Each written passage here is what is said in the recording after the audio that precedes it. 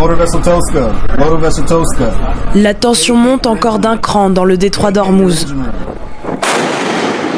Ce dimanche, la marine américaine a tiré sur un cargo iranien dans le golfe d'Oman, le Tuska, un porte-conteneur de près de 275 mètres de long, qui, selon Washington, tentait d'échapper au blocus naval imposé par les États-Unis. La marine américaine vient de tirer sur un navire iranien et le monde est à deux doigts de basculer. Ce dimanche 19 avril, dans les eaux du golfe d'Oman, une scène d'une rare gravité vient de se produire.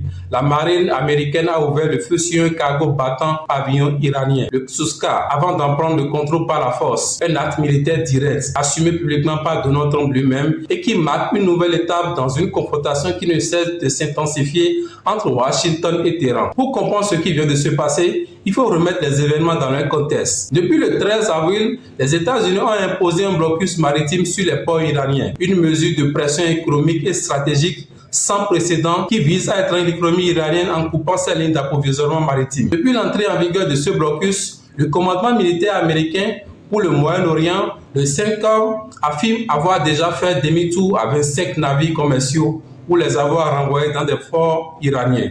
25 navires en moins d'une semaine, le message est clair. Washington entend faire respecter ce blocus avec une détermination absolue. C'est dans ce contexte que le Tuska entre en scène. Ce port conteneur iranien avait quitté la Malaisie le 12 avril, soit la veille de l'entrée en vigueur du blocus américain. Selon les données du site Marine Traffic, le navire se trouvait quelques heures avant l'incident à environ 45 km des côtes iraniennes, non loin de la ville de Chabahar, dans le golfe d'Oman. Sa trajectoire ne laissait aucun doute sur ses intentions. Rejoindre un port iranien en forçant le dispositif du blocus américain. Un destroyer de la marine américaine l'intercepte. L'ordre est donné à l'équipage de stopper le navire. Refus. L'équipage de Tuska choisit de ne pas obtempérer et tente de poursuivre sa route. C'est là que la situation bascule. Le destroyer américain ouvre le feu, non pas pour couler le navire, mais pour le neutraliser. Les tirs visent spécifiquement la salle des machines, le cœur mécanique du cargo. Le CENTCOM précisa par la suite que l'équipage a été sommé d'évacuer cette zone avant que plusieurs salves d'obus ne viennent détruire le système de propulsion. Une opération chirurgicale pensée pour immobiliser sans détruire. Des marines américains montent ensuite à bord. Le Tuska est désormais sous contrôle américain. Donald Trump ne tarde pas à revendiquer l'opération sur son réseau social Truth Social. Ces mots sont tranchants, sans ambiguïté. Le Tuska a tenté de franchir notre blocus maritime et mal, lui, en a pris. Le président américain précise également que ce cargo était déjà visé par des sanctions du Trésor américain, ce qui, dans sa logique, légitimise pleinement l'intervention de la marine. Pour Washington, il ne s'agit pas d'un acte d'agression, mais de l'application stricte d'une décision souveraine. Mais à Téhéran, la lecture est radicalement différente. La réponse iranienne ne se fait pas entendre. Le porte-parole de l'état-major iranien publie un message sur Telegram dont le ton est celui d'un avertissement grave. Les forces armées de la République islamique d'Iran riposteront, dit-il, et prendront des mesures de représailles contre ce qu'il qualifie de piraterie armée. Un thème fort, délibérément choisi. En droit international, la piraterie est une infraction grave. En l'utilisant, Téhéran cherche à repositionner le débat sur le terrain juridique et moral, à se présenter comme la victime d'une agression illégale plutôt que comme un acteur en défiance. L'Iran accuse également les États-Unis d'avoir violé un cessez-le-feu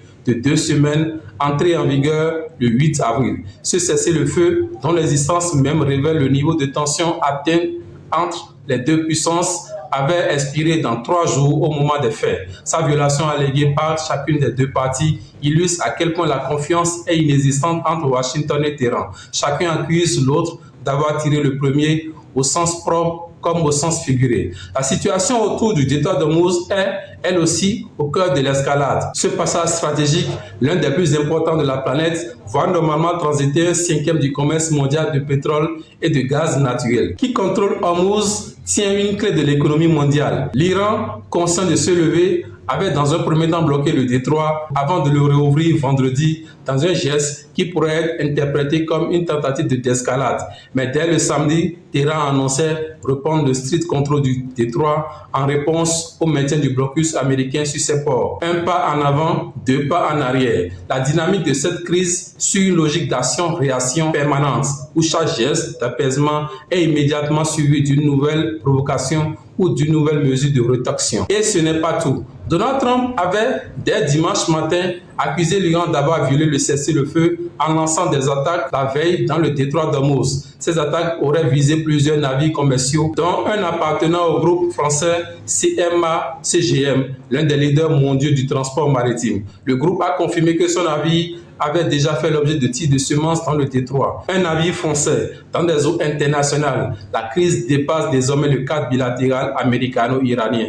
Elle commence à toucher des intérêts européens, ce qui pourrait à terme modifier les équilibres diplomatiques autour de ce dossier. C'est dans ce contexte d'extrême tension que devait s'ouvrir ce lundi une nouvelle série de négociations à Islamabad au Pakistan. Ces pourparlers qui auraient pu représenter une fenêtre d'opportunité pour tenter de démorcer la crise n'auront finalement pas lieu. L'Iran a annoncé par la voix de la télévision d'État iranienne qu'il refusait de participer à ces négociations. La prise de contrôle du Touzka a donc eu pour premier effet diplomatique concret de faire sauter la table des discussions. Les canaux de communication se ferment les uns après les autres au moment précis où il serait le plus nécessaire. Ce refus de négocier de la part de Téhéran soulève une question fondamentale. Quelle est la véritable stratégie iranienne dans cette confrontation? L'Iran est économiquement sous pression. Les sanctions américaines pèsent lourdement sur sa population et sur son gouvernement. Le blocus maritime aggrave encore cette situation. Pourtant, Téhéran continue de durcir le ton, de fermer les portes de la diplomatie et de promettre des représailles. Est-ce une posture intérieure destinée à montrer à son opinion publique que la République islamique ne cède pas face à la pression américaine? Est-ce une stratégie délibérée pour pousser l'escalade jusqu'à un point où la communauté internationale serait contrainte d'intervenir? Ou est-ce simplement le reflet d'un régime acculé qui n'a plus d'autre option que la résistance frontale? Du côté américain, la question est tout aussi complexe. Donald Trump joue une partition risquée en assumant publiquement et avec fierté la prise de contrôle du Touzka. Il envoie un signal de force à ses alliés et à ses adversaires, mais il prend aussi le risque d'une escalade militaire incontrôlée dans une région déjà explosive. Une riposte iranienne contre des navires américains ou alliés dans le détroit d'Ormuz pourrait déclencher une spirale dont personne ne maîtrise l'issue.